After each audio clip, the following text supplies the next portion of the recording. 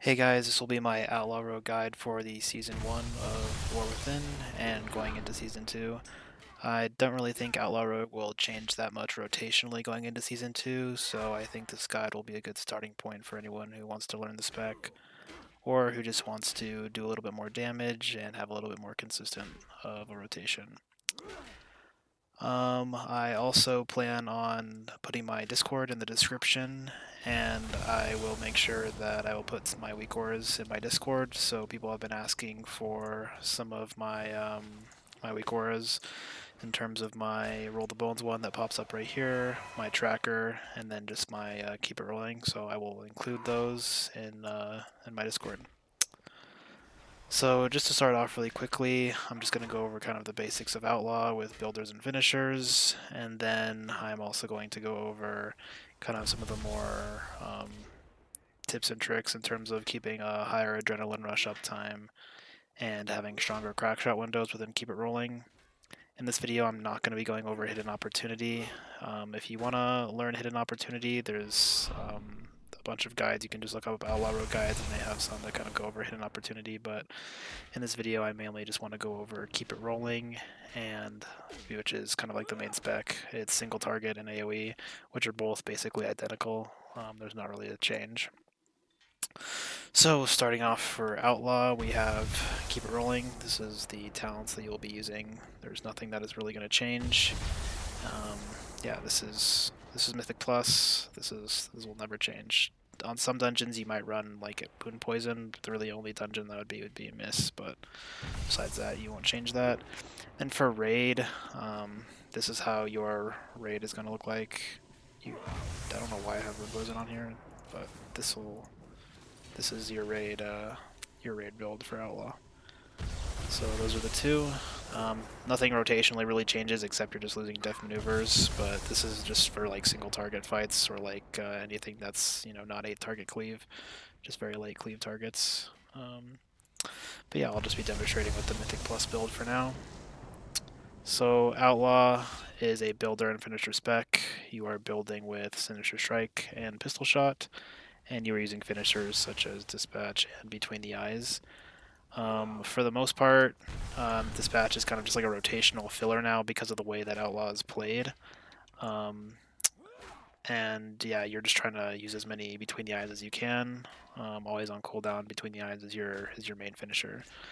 Let me enable my broadcaster tool so you guys can see what I'm actually what abilities I'm pushing.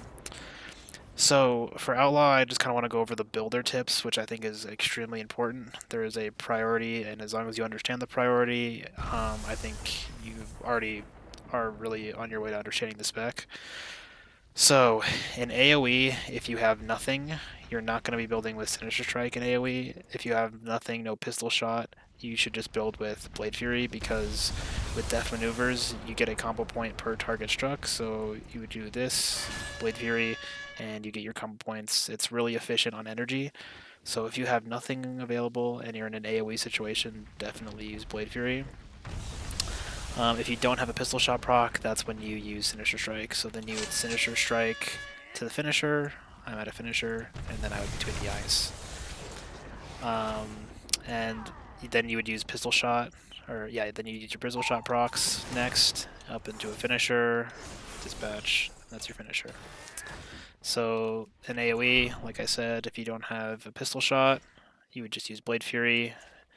And if you don't have anything, then you're just obviously Sinister Striking up until you get a pistol shot proc. If you're at like 4 or 5 combo points and you're not full, I'd recommend just Sinister Striking and then just using your pistol shot procs on your next builder to finisher, because you kind of want to save them when you're at low combo points. Definitely don't use pistol shot procs when you're at anything at like 4 or more combo points. And then just talking about Ghostly Strike, just send this on cooldown, and I would not macro this into anything. You're just putting this on your primary target, and that just makes your primary target take increased damage from your abilities for 12 seconds, so it's very, very strong in single target, and in AoE you're just sending it on whatever your primary target is. Yeah, and just to get it out of the way, there's really no difference between Outlaw single target and AoE. If you know one, you know the other. The only thing in AoE, you're just keeping Blade Fury up the whole time. And because of this handy talent right here, underhanded upper hand, Blade Fury does not lose duration during Adrenaline Rush, so you pretty much would like always have Blade Fury up, so there's really not a lot of refreshing it. I mean, the only time you're refreshing it is for combo points in AoE. In single target, obviously you don't need to have Blade Fury up because Blade Fury is what makes all your other abilities cleave, so you really don't need to be refreshing this in single target at all. If there's one or more targets, always have Blade Fury up. Now just to kind of go into the opener of Outlaw, and this is, like I said, the opener, this is for AoE and single target. They're both the same. The only difference is one you don't really need to have Blade Fury on, the other you do. So at the start of a dungeon, I'll go over like the pre-dungeon stuff at the end, like the pre-pull stuff that I do between the dungeons. Some people were asking me. I'll talk about that at the end of the video. But if you're just kind of going into a new pack, like let's say this is the new pack that we're starting, and I don't have anything, I would obviously Blade Fury Stealth, and I have Adrenaline Rush. Adrenaline Rush will give me full combo points, and so I will Adrenaline Rush, roll the bones, and then I will just start building using finishers, finisher, build, finisher, build, finisher, and then just using all of my crackshot windows. Finisher build, finisher build, finisher build. Just like that, and then obviously you want to use all your vanish windows, which are your crackshot windows or subterfuge windows, whatever you want to call them. Yeah, so that's kind of like the opener. I mean, you'll have full combo points, so your first ability will always be between the eyes, like I said, at full combo points.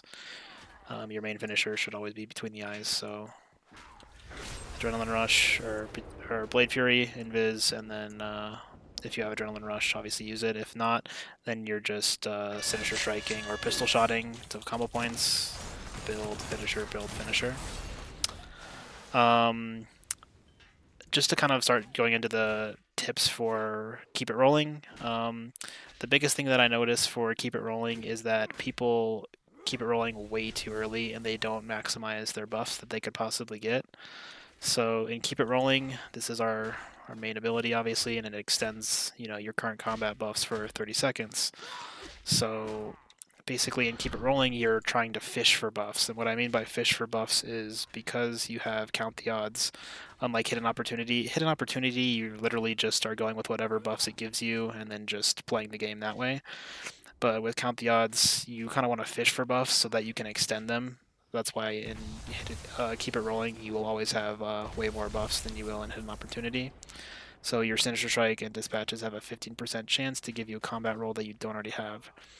So I would say you're never going to keep it rolling at 2 buffs or 1 buff. In certain situations, 2 or 3 buffs, maybe.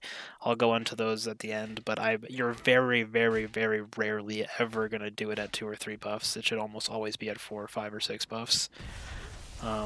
So I'll do our opener again. We'll go Blade Fury, Invis, and then I'll try and show you what I mean. Adrenaline Rush, roll the bones, build. I'm using some more Sinister Strikes. So I'm going to wait till last second to keep it rolling because I want to try and fish for these buffs. Fishing, I didn't get any, so that I keep it rolling. So the reason that you wait last second is because you're trying to fish for those buffs, so that way you can extend them for 30 seconds. A lot of people make the mistake of rolling way too early, or keep rolling way too early, and then they miss out on a buff that, pops up on the next global of Sinister Strike or Dispatch, and then you just missed a free, 30 seconds of that buff. So if you want to, be much stronger at Outlaw, and this also contributes to having more Adrenaline Rush uptime with more buffs, you definitely want to make sure at the very last second you're hitting Keep It Rolling just in case a buff happens to proc. With Keep It Rolling, basically the reason that I have this little weak aura right here with Keep It Rolling is I'm tracking whether or not, because, kind of during the pull sometimes, you'll forget. It reminds me whether the current buffs that I have are a Roll the Bones roll or a Keep It Rolling roll. And what I mean by this is once you press Keep It Rolling and those buffs are extended for 30 seconds, then the next time you roll, those buffs will stay, and then you have a chance of, re-rolling. You can re-roll the same buffs and just, extend them further, or you can get new buffs. But whatever buffs you had, keep it rolling, you press keep it rolling, then you roll the bones again, those buffs will not go away. However, if I just have a normal roll like this, and then I re-roll again, roll the bones like it says right here, these buffs will go away, and then I will get new buffs. So I'll show you right now. Let me just build back up to roll the bones. So it says roll the bones, so the next time I roll, all those buffs went away, right? So, well, with keep it rolling, see how it says cure? The next time I press keep it rolling, I will keep the original buffs that I pressed keep it rolling on. So those buffs, I only got one buff, so I just extended this buff, but I kept those same two buffs. They didn't go away. So that's just, for people who don't know, keep it rolling, and that's, or are newer to the spec, that's just something for you. In my videos, you see me when I keep it rolling and I extend my buffs. Because of this new function of the supercharged combo point, I'm always re-rolling right away. So I keep it rolling, and then my next, the next chance I get, or the next chance I have a roll the bones, I will roll right away, and that will empower my next two combo points. And this is because it makes your next two pistol shots or dispatches, they just hit really hard, and it's just kind of like the new rotational thing with these new supercharged combo points. So yeah, you'll always see me in my videos now. Whenever I press keep it rolling and I extend my buffs, I always re-roll right away to get those supercharged combo points and have stronger windows. The other thing I would say that's pretty important is having strong crackshot windows. This is something that I think everyone should definitely know when playing Keep It Rolling, or just Outlaw in general, is having strong crackshot windows, because that's the whole idea behind like kind of the newer version they introduced to the spec in Season 3 of Dragonflight. So what I mean by this is some people would, let's say I was about to go into a vanish window, some people would like use a pistol shot proc. So let me just spend these really quick. So I have a pistol shot proc, right? And I have a vanish window up. Some people would spend their pistol shot proc, then vanish, so they're at full combo points. You should ideally not do this because you want your crackshot windows to be as strong as possible. So what you should do is build with Sinister Strikes or Blade Fury, so that way you can keep that that pistol shot proc for your vanish window. So you're still at full combo points, but you have a pistol shot proc ready for your next global just in case it doesn't get the reset. So that means you can just have a stronger window. And having stronger windows just means you're obviously going to keep more adrenaline rush uptime because you're getting more CDR from your abilities, and yeah, that's what I mean by making your windows stronger. And when you do that, usually your next global after the pistol shot, you might even have a Blade Fury backup, so then you can Blade Fury global if you're not getting lucky with resets. And resets, I mean the ace up your sleeve, which is per combo point spent when you between the eyes, it has a chance to just reset, and you can just spam between the eyes over again. But there's obviously the luck base aspect of that as well. So yeah, just making sure. I'll show you guys again. If I were to use a finisher here, I wouldn't want a pistol shot here. I mean, I could because I have 6, but if I only had 3 here, I would. If this was only 3, I would probably just Blade Fury, then vanish, pistol shot. Obviously I was late because I was waiting, but I would use them. Build with those pistol shot rocks and have a strong vanish window. I think the only other things I really want to go over with Outlaw are kind of some of the pre-pull stuff I do, a couple of the bugs, and then maybe a macro or two. So for my pre-pull for the dungeons, a lot of people ask me kind of like why you do this. It's mainly because of the supercharged combo points, and they kind of ruined our pre-pull in a couple patches ago. So you can't like have a keep it rolling streak at the start of a dungeon. You just kind of have to. You can only have a loaded dice proc. So before the key starts, let's say the key is just about to start, or the key is just about to be put in, I will wait until the pull timer is at 1. The second the pull timer hits 1, I will adrenaline rush. Then the key starts. My adrenaline rush will go away, but it's reset by the key. However, my loaded dice proc will stay there. You'll wait for the bubble to go down, the countdown before the key truly starts. And once that starts, then you can adrenaline rush, roll the bones, and then go invis.